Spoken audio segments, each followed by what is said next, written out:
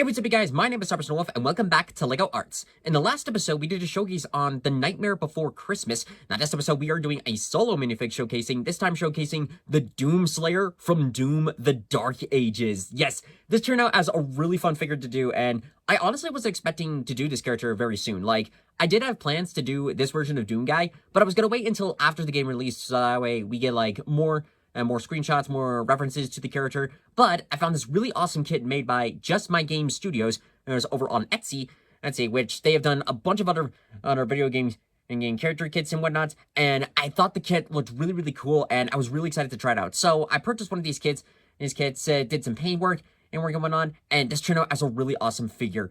And I'm really proud with how this turned out. So, as you guys know the drill, we're going to take this minifigure, do a review, and then explain the process, why with this route, and then go from there. So without further ado, let's get the pistol out and get the showcase on the road. So right off the bat, I gotta admit, even though we don't have very much references of the character itself for now, JustMyGames did an awesome job at taking the stuff that we've seen so far and implementing it onto LEGO formats. It looks pretty impressive, especially how they managed to capture the whole details of the helmet and the armor, including like with the gauntlets and whatnot. It looks really awesome and really well done. So to get an overall view of it, we can see like that full 360 look. On the back up here, he's got his like gladiator fur cape, which I think looks really badass on this character. So I was really excited to see that. And on the side over here, we can see that. And see, like, first off with the weapons over here, these are probably some of my favorites, where he's got his new buzzsaw shield. The shield which looks really cool. And of course, we got the return of the double barrel shotgun with the meat chain on here. I think it looks pretty cool.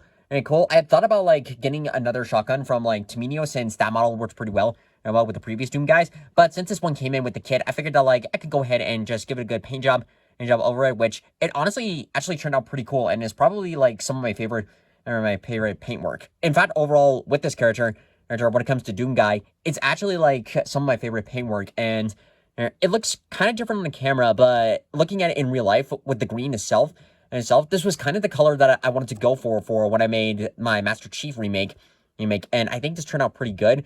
I'm happy with how the red symbol came out. I'm very grateful that there was some indent printing of course, like the Slayer symbol, the symbol on here, because otherwise this would have been a little tedious to paint. Let's go ahead and remove the shield and shotgun to get a closer look. So as I said, like with the overall design of it, it's pretty impressive, like how much they managed to get despite the very little references that we've seen. But it overall looks pretty cool. I love the design of like the helmet with like the warrior spikes, and same thing on the shoulder pads over here. So in terms of components, like of course, we got the helmet on here, and then like this torso piece, like this whole thing from the shoulder pads, including the cape, is all a singular piece. And underneath the armor, we actually have like overprinted printed arms. These aren't actually like printed arms, but it's more of like, or like you can kind of see on the side over here, these are actually like arms like arm covers, I guess they would call it, instead of like just the armored gauntlet pieces that I usually find. I think it's a pretty cool attempt, especially to get the Slayer's muscles into it. So that was a pretty interesting attempt. Down here, I did a little bit of modifications of my own, with the waist piece. Like the overall piece itself is pretty intact, but when I received the kit, unfortunately, like these chains down here, both of the sides were pretty misprinted. Like one was gone completely, and the other one was pretty much like it was still there, but it was a little hard to tell what it was. So what I did was I took my Dremel tool and sanded them off a bit, and took some spare chains that I had when I made my Kratos figures, and just cut up some pieces and just super glue them onto the sides of the waist piece. But it still looks pretty cool. Pretty cool to like give the overall design of it. And if it's the legs themselves, I think these are more similar to Doom Eternal version of Doom Guy, but I could be wrong. But it still looks pretty cool. And interestingly enough, like the way how this figure is, like in general, the whole figure is more of a statue fig, as there's very limitations with the arms and especially with the legs. But I found with the legs, he's actually way taller than kind of intended. So if we get like the first Doom Slayer that I made by Tomino, have them side by side, you can see that like this one is slightly taller than the other one, and I found this interesting because they both have like more armor pieces to make them taller than normal figs. But then I learned that when looking at the legs, this one over here has exposed is exposed at the bottom, so that way it can still fit on studs. This one, it kind of has that, but you can see that they're 3D printed on Imran. And to give a little example with the spare piece that I got here, this is basically like how they designed the kits is that it's more of a boot cover than like just a regular leg cover, which is still cool. It's still cool and pretty well done, but there does require like some modifications, especially to stick them on here, them on the studs here. You kind of have to like squeeze the legs together to fully put them on, and just to make sure that the legs would like fully stay onto this for the inside of the leg. And like bringing this back here, you can kind of see there's like a small gap in between of like where the leg is exposed and where the boot is. So for like some extra measure to like fully make it as like a seamless piece, what I did was I basically super glued the leg pieces in together, then took the Dremel tool and just sanded off that small little bits to try and give a more of like a gap, I guess, in between of like if these were actually seamless legs, and thankfully it turned out all right. As I said though, this guy doesn't really have like a lot of articulation, but it was honestly something that would have expected, especially around with the leg and the legs and the arms, especially with this waist piece in between. But beside that, it's still pretty good. And just going back again, I really love the paintwork that I made into this one. It was so much fun to do, especially to see of like the small like little red lines on here. And here how he is in the game. Like I went back through the trailer and tried to look as much good references as I could to get the overall paintwork into this. And there's not really a whole lot to explain on the back. Like again, the K piece is a singular piece, and I have a feeling we're gonna be seeing that a majority of the game. But that's all right.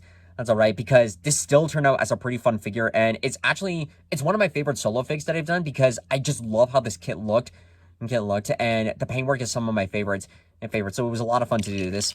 So that's going to do it for this episode of LEGO Arts. I hope you guys enjoyed this video. And just to close it off here, we have like the 2 Doom Eternal Slayers in the background just to show for fun. And as satisfied as I am currently with this Doom guy, like again, the kit was really, really well done. And really impressive. I am intrigued to see like what the full version of him will look like in the game once it releases. So once like the full game releases and comes out, I think we'll go back and do this guy again to see like what sort of differences we can make for him. For the time being though, I think this is gonna close off as like a good Doomslayer The Dark Ages minifigure. A little bit more of a little serious note. In a few weeks, I'm going to be participating in the annual Thank Miss Charity events live stream. This time they are teaming up with 2 organizations, with Humanitarian and Crisis Text Line, both of which really specialize in mental health awareness. So if you want some more information on that, you can check out the links in the description below to either like purchase tickets for Jacksepticeye's live event he'll be hosting in LA, or if you want to do your own little campaign, you can check it out in the description below to see how you can start up on that.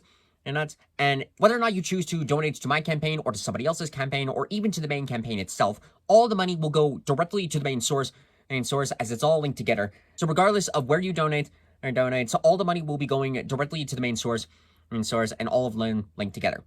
Now then, for a couple of other showcases coming up, I got a couple on the way. We're working more on some Spider-Verse figures, and I've also been working a little bit more on a Transformer showcase, which I'll probably just be doing like 2, maybe 3 minifigures, depending on how the route that I'm doing with those work. And I've got a couple of other stuff on the way, so I can't wait to get work on some of those. In the meantime, though, I know that's going to do it for now. If you want to check out some of my in-depth looks on these 2 Doomslayers, you can check them out on my LEGO Arts playlist. And if you want to check out, and if you want to purchase your own Doomslayer, the Dark Ages kits, or check out like some of the other video game character kits that JustMyGame has done, I'll include a link to their Instagram as well as their Etsy page in the description below. Go check them out. They do a phenomenal job and do awesome work on with accessories or full armor kits, and either way is really good. So that's gonna be it. And if you guys want to see more videos like this in the future, be sure to subscribe to the channel and hit the bell notifications. Every video that helps us. We're gonna let's play LEGO Products. Have some fun. So overall, thank you guys so much for watching this video. If you liked it, hit that like button. Keep on watching, share it to friends, subscribe to YouTube, follow me on Twitter. Thank you all so much for watching. I'll see you next time in the next video. Goodbye.